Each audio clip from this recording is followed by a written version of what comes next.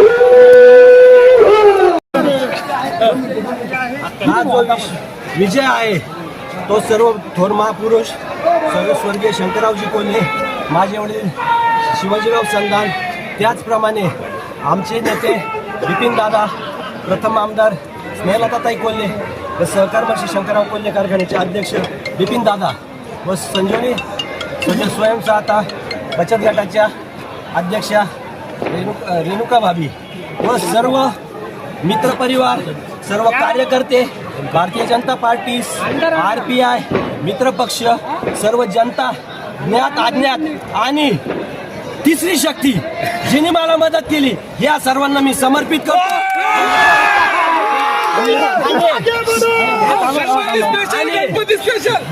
आमचे काही उमेदवार थोड्या फरकाने पराभूत झाले, त्यामुळे आम्ही काही जल्लोष करणार नाही.